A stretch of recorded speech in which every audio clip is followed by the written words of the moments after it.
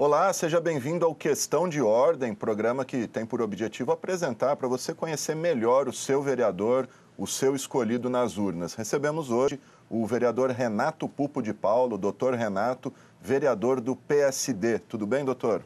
Tudo bem, Gama. Prazer estar aqui mais uma vez, prazer falar com o munícipe riopretense. Acho muito importante isso, acho que o munícipe tem o direito de saber o que se passa aqui dentro e, como você disse na apresentação, o direito de conhecer melhor o seu representante, ainda que não tenha sido o seu escolhido para representá-lo, mas a partir do momento que o vereador entra numa Câmara Municipal, ele representa toda a população. Pois é, a TV Câmara agora em canal aberto para toda Rio Preto, toda a cidade, todo mundo tendo acesso ao que acontece aqui dentro. Isso é ótimo porque agora atinge um número maior de pessoas. Antes era uma parcela privilegiada da população e agora todo mundo pode acompanhar. Legal. Queria que o senhor fizesse um balanço do primeiro semestre de trabalho, os projetos que o senhor apresentou, alguns projetos importantes que já viraram leis. Vou citar um, por exemplo, que proíbe o comércio de aquelas garrafas de bebida infantil que simulam champanhe, né? Sim, Gama, isso é um problema sério. Para quem não sabe, além de vereador, sou delegado de polícia. Aliás, a minha profissão é essa, né? Delegado de polícia, professor universitário. Aqui eu estou de passagem, é a realização de um ideal de contribuir para a melhoria da qualidade de vida da população. E como delegado de polícia, como profissional da segurança, a gente tem conhecimento que o álcool é um dos grandes causadores da maioria dos problemas relacionados à violência.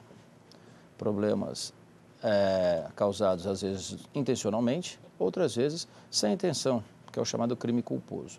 Então, o álcool está relacionado com violência no trânsito, violência no lar e tal. E essas garrafas de bebida, na verdade, bebidas inofensivas, o conteúdo é inofensivo, são sucos, bebidas destinadas à criança, mas elas imitam uma garrafa de champanhe. E o que é pior, nos supermercados elas vinham sendo colocadas em prateleiras ao lado de garrafa de champanhe. Quem me conhece sabe que eu tenho por hábito, toda vez que vou propor algum projeto, consultar especialistas no assunto. Não faço aventuras nos meus projetos. E consultei educadores. E a resposta foi exatamente dentro daquilo que eu já imaginava.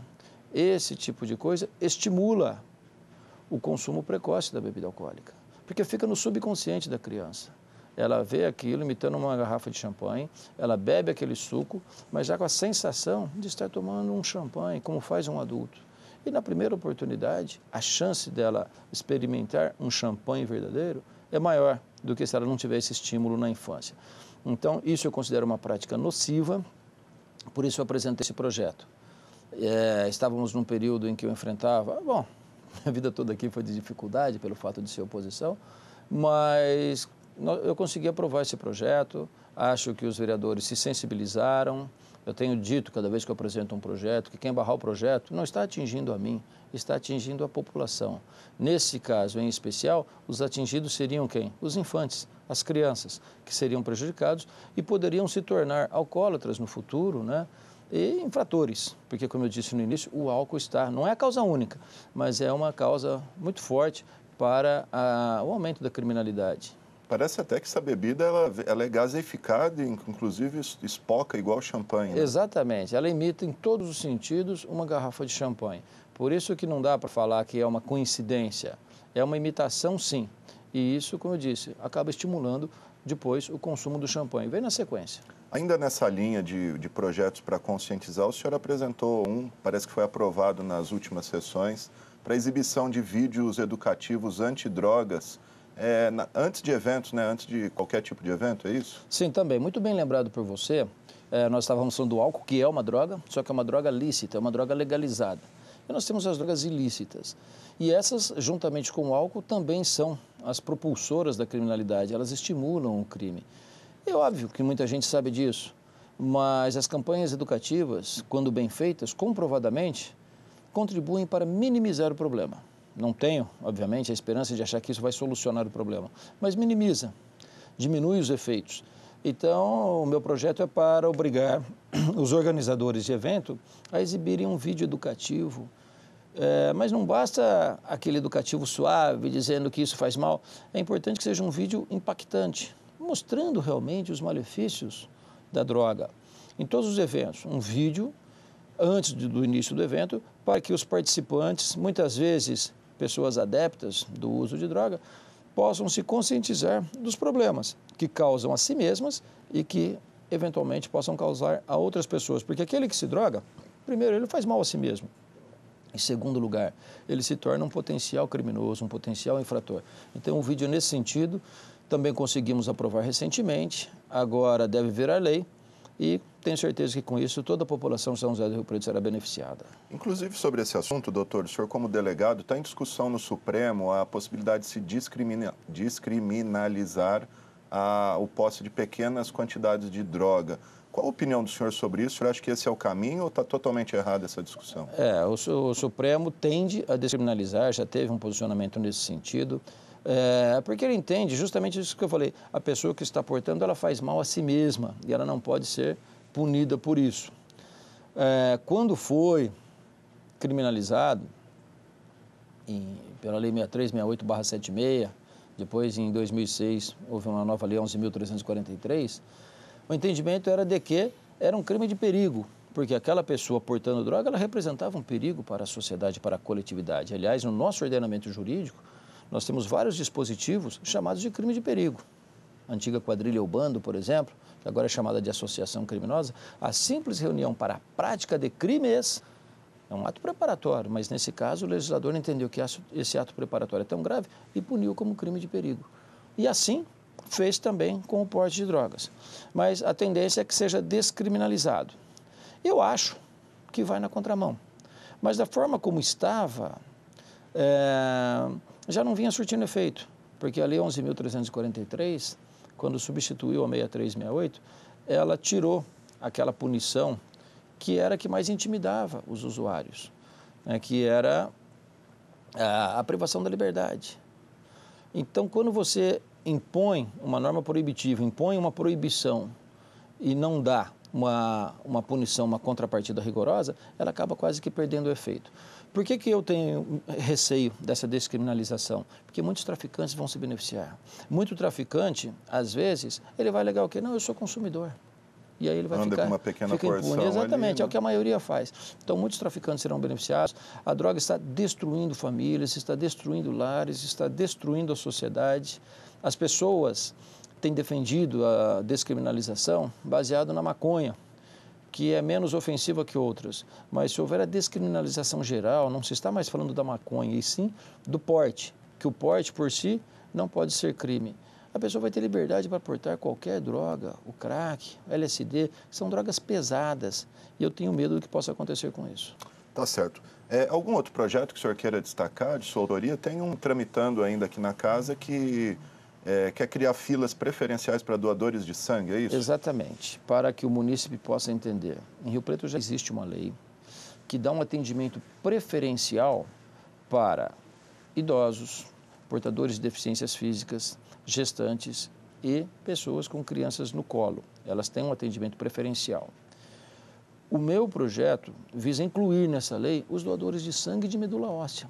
É uma forma de estimular a doação. Eu acho que para ser doador não precisaria desse estímulo. É um ato de amor ao próximo. Mas o estímulo é sempre bem-vindo. E mais do que isso, não é só um estímulo, é um reconhecimento, uma gratidão. No meu projeto, esse benefício seria concedido apenas nos estabelecimentos privados. Por quê? Porque nós, vereadores, não temos competência para estipular isso numa repartição pública. Nós estaríamos invadindo uma seara do Poder Executivo. Mas, paralelamente a isso, eu fiz uma indicação ao prefeito municipal. Agora fica a seu critério, ver se ele se sensibiliza ou não. Fiz uma indicação a ele para que ele tome a iniciativa de, nos estabelecimentos públicos de São José do Rio Preto, estender o mesmo benefício dos idosos, das gestantes, das pessoas com crianças de colo e dos portadores de deficiência física, também aos doadores de sangue e de medula óssea. O projeto prevê que eles deverão ter uma carteirinha que os identifique como doadores, para que essa carteirinha possa ser apresentada e então eles possam desfrutar desse benefício. Legal. O senhor tem acompanhado a polêmica dos bancos. Qual a opinião do senhor sobre toda essa celeuma aí que começou com o projeto da vereadora Alessandra Trigo, que, para quem não sabe, quer obrigar os bancos a manter seguranças 24 horas. Para não cumprir essa lei, os bancos começaram a fechar os caixas. Sim, eu participei de algumas discussões, eu vi a vereadora Alessandra Trigo apanhar muito, E cheguei a defendê-la em alguns momentos. Fiquei muito à vontade para fazê-lo, porque nós somos até de grupos opostos aqui dentro da Câmara. Então, isso me deixa muito à vontade, porque quando você defende uma pessoa muito ligada, pode parecer que você está sendo parcial. Não é o caso dela. Ela fez com a intenção de proporcionar segurança ao munícipe. Os bancos, a meu ver, contra-atacaram e disseram que não teriam condições de viabilizar essa imposição. Eu tomei o cuidado, depois de mim alguns outros vereadores já citaram isso, mas eu fui o primeiro a trazer a questão para a Câmara. Eu tomei o cuidado de entrar no site dos bancos para verificar o lucro de cada um deles no primeiro trimestre deste ano. Lucros bilionários, não são lucros milionários, não, bilionários. Do Itaú, na casa dos 5 bilhões de reais líquidos. Do Bradesco, na casa dos 4 bilhões e 800 milhões de reais. São lucros bilionários. Então, condições, os bancos obviamente têm. Eles blefaram, ameaçaram, a população ficou empolvorosa, muitas pessoas me ligaram e a Câmara ameaçou recuar. E eu acho que não pode ser assim. Em que pese o transtorno que está causando, a questão já chegou, já bateu as portas do Poder Judiciário, já foi concedida uma liminar impondo multa diária de 1 milhão aos bancos. E agora os bancos recuaram já. Hoje já tem notícia de que os bancos recuaram. Então a Câmara não pode recuar. Eu acho que é uma medida inconsequente da Câmara. Aprova uma lei, por causa dessa lei, o Judiciário é envolvido na questão, se posiciona favoravelmente e agora a Câmara recua. Então eu acho que apesar do transtorno, essa lei deve ser mantida sim, porque ela vai gerar segurança para a população e ela é execuível. Em que pese os bancos dizerem que não tem condições, a lei é execuível porque os bancos têm condições sim e essa lei não onera os bancos da forma como eles estão falando. Pois é, e só em multas pelo não cumprimento aí temos quase 15 milhões de reais já aplicados pela Prefeitura pelo não cumprimento. Eu peço licença ao vereador Renato Pupo, nós vamos para um rápido intervalo e já voltamos.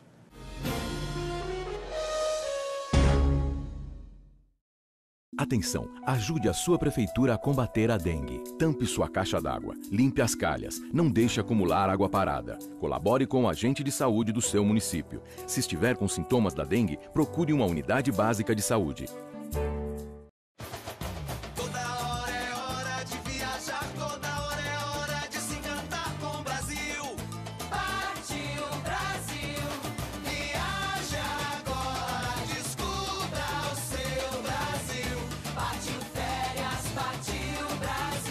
No Brasil tem viagem o ano inteiro. Aproveite! A cada novo destino, uma experiência inesquecível. Partiu férias, partiu Brasil! O governo do estado está fazendo a parte dele para melhorar a segurança nas estradas. Mas muita gente ainda morre porque não usa o cinto de segurança no banco de trás. E as desculpas são as mais absurdas. Ah, qualquer coisa o banco da frente protege. O cinto de segurança incomoda, é desconfortável. A gente vai só até a cidade aqui do lado, não precisa de cinto. Cinto de segurança no banco de trás. Não tem desculpa para não usar. É obrigatório por lei e pode salvar sua vida. Artesp, Governo do Estado de São Paulo. Julinha, não esquece o casaco. Julinha, não esquece o protetor solar. Julinha, não esquece de escovar os dentes. Você que está sempre se lembrando de proteger sua filha, não pode se esquecer da vacinação contra o HPV para meninas de 9 a 11 anos. Ela previne o câncer do colo de útero, que afeta 15 mil mulheres todos os anos. Procure uma unidade de saúde do SUS ou fique atenta ao período de vacinação nas escolas. Vacinação contra o HPV, proteção para a menina, saúde para a mulher.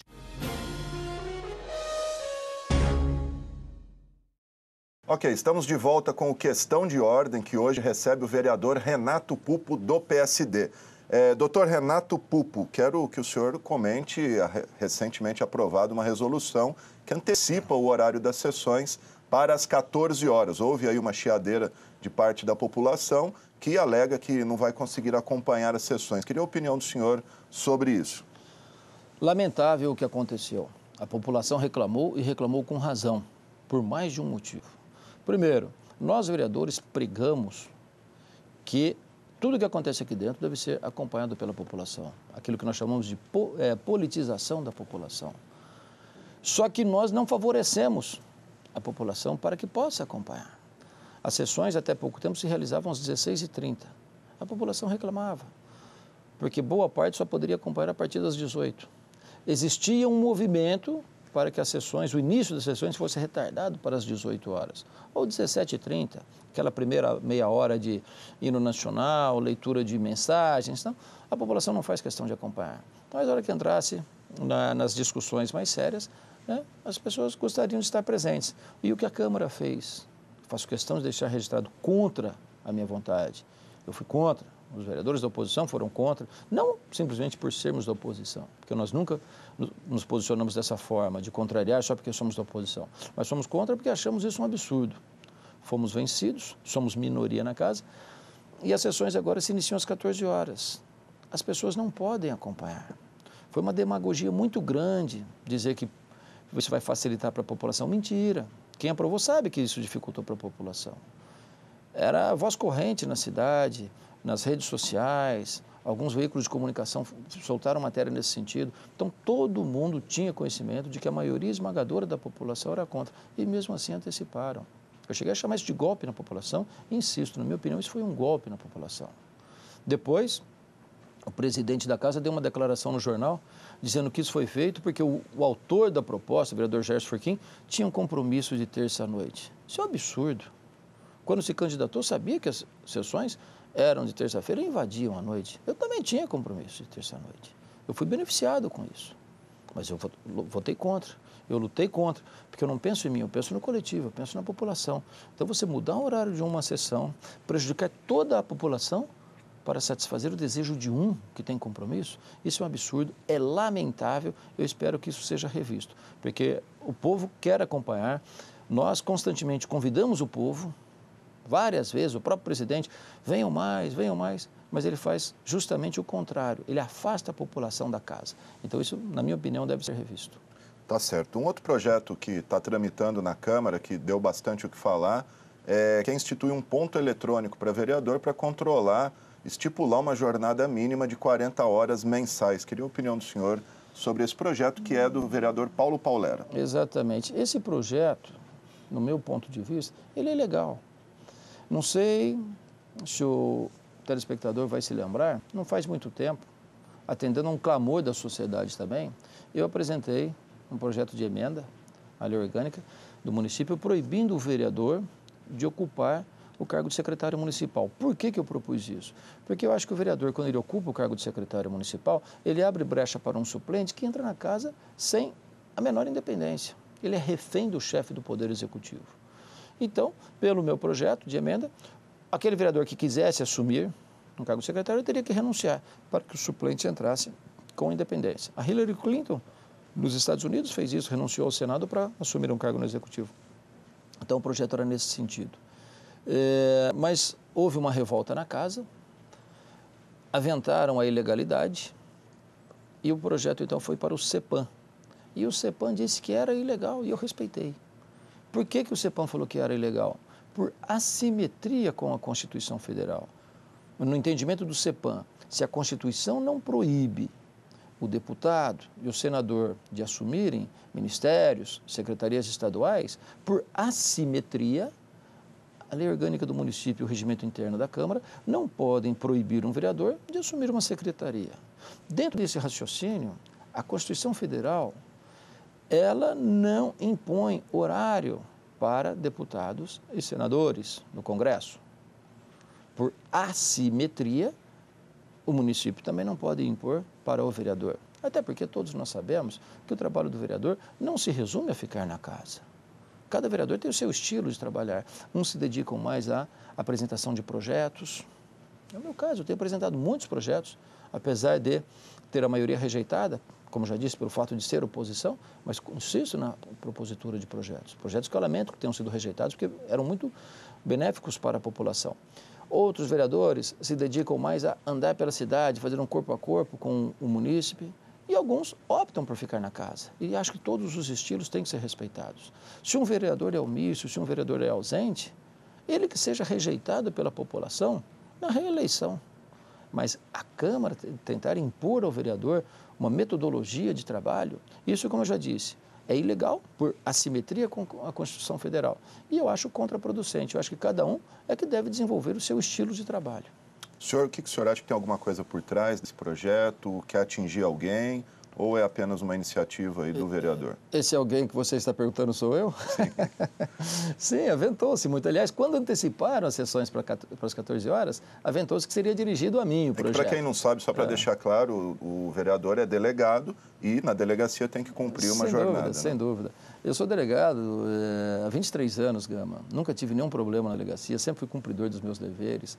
Assumi há 1 ano a titularidade de uma delegacia tumultuada, que estava com muita coisa atrasada, não por culpa do meu antecessor, mas por uma série de fatores, pelas circunstâncias. Tracei um planejamento para regularizar a situação em 1 ano, estaria vencendo hoje o meu prazo, eu regularizei em 8 meses, com muito trabalho, eu tripliquei a produção da delegacia. Então isso não me atinge, como eu disse, até me beneficiou no campo pessoal. Sou professor universitário, várias pessoas sabem disso, e agora, além de ter uma noite livre para os meus afazeres, para frequentar o centro, o Cefa, do Dr. Aguinaldo, que eu frequentava às terças antes de me tornar vereador, agora tenho mais uma noite livre para eventualmente dar aula também. Então fui beneficiado nesse sentido, quiseram me atingir, dizem que quiseram me atingir, não me atingiram. E aventou-se que agora essa nova tentativa aí, essa tentativa de criar o ponto, seria para me atingir também. Isso vai criando cada vez mais dificuldade para mim, mas não vai me afastar do legislativo. Sou um guerreiro, tenho perseverança e já estudei toda a situação, toda a legislação, terei como administrar isso. Obviamente que isso vai acarretar, sim, um transtorno na minha vida pessoal. Se eu hoje tenho o privilégio de almoçar com os meus filhos, talvez não tenha a partir do momento que essa lei entrar em vigor. Quem vai sofrer com isso são os meus filhos, mas isso já foi conversado em casa. Meus filhos são guerreiros também, apoiam a minha luta, se orgulham de mim pelo que ouvem falar a meu respeito na cidade, então já está tudo conversado. Parece-me que é algo pessoal, sim. É lamentável, é triste saber que a honestidade incomoda. Eu não sabia que a honestidade incomodava tanto. Aqui, nesta casa, eu aprendi que incomoda. Ser honesto, ser sério, ser combativo, incomoda algumas pessoas. Lamento. Legal. Bom, vamos mudar um pouquinho de assunto, falar de política partidária. O senhor filiado ao PSD que deve ter candidato a prefeito na sucessão do prefeito Valdomiro Lopes. Queria que o senhor falasse um pouquinho como o senhor analisa o cenário para 2016. Sim, o PSD está trabalhando com a pré-candidatura do doutor Eleusis Paiva, que foi deputado federal, um homem que sempre honrou o seu mandato, honrou os eleitores que confiaram nele e que talvez não seja conhecido em Rio Preto como os outros pré-candidatos, mas é um homem que tem uma rejeição zero, ando muito com ele e percebo que à medida que as pessoas vão conhecendo o doutor Eleusis Paiva, passam a admirá-lo cada vez mais. Então é um forte candidato, potencial de crescimento muito grande. Teremos outros bons candidatos também e acho que vai ser uma eleição muito disputada. O prefeito, obviamente, deve vir com a máquina e a máquina, infelizmente, é forte porque o eleitor ele é muito vulnerável, ele cede a favores. Muitas vezes ele é alienado politicamente, justamente por causa de medidas como essa de antecipar a sessão, mas as pessoas estão aos poucos se interessando mais, e à medida que vão se interessando, vão vendo quem é quem, e o doutor Eleusis é um dos fortes candidatos justamente por ser uma pessoa de passado limpo, um político íntegro, que sempre honrou os votos que recebeu. Então eu acho que vai ser uma eleição muito equilibrada, mas com grandes chances para o doutor Eleusis Paiva. O senhor disputa mais um mandato para a Câmara? Olha, eu vou dizer uma coisa, eu fiquei muito decepcionado com o que eu vi aqui dentro. Fiquei muito decepcionado mesmo, até tenho sido muito questionado na rua. As pessoas me perguntam como eu tenho estômago para aguentar tudo isso aqui. Mas o ideal é mais forte. Eu acho que se eu desistir da disputa, eu vou estar atendendo justamente o interesse daquelas pessoas mal intencionadas que querem me tirar daqui. Então, por isso, eu estou disposto a um sacrifício por mais 4 anos e eu vou disputar a reeleição, sim. Tá certo, gente. Esse é o vereador Renato Pupo, do PSD. Peço para o senhor deixar uma palavra de encerramento aqui desse questão de ordem. Tá, eu queria me dirigir a você, munícipe, e recomendar, sugerir que você acompanhe de perto tudo o que acontece na política riopretense. Obviamente, não só de Rio Preto, na política de modo geral, mas em especial de Rio Preto. Se não puder vir à Câmara, assista à sessão. Se não puder assistir ao vivo, ela tem sido reprisada diariamente, acompanhe pelos jornais. Isso é uma demonstração de cidadania. A população politizada dificulta a atividade dos maus políticos, dos políticos mal intencionados. Lembrando, mais uma vez, a TV Câmara agora em sinal aberto, então a gente convida toda a população a acompanhar a programação da TV Câmara em sinal aberto pelo 61.4, não é, vereador? É isso aí. Isso foi uma grande iniciativa, facilitou para aqueles que não tinham acesso, agora poderão ter. Então, é um número maior de pessoas que poderão acompanhar o trabalho desenvolvido aqui dentro. Muito obrigado ao vereador Renato Pupo, obrigado a você que nos acompanhou esse Questão de Ordem com o vereador Renato Pupo aqui pela TV Câmara, o canal do Legislativo.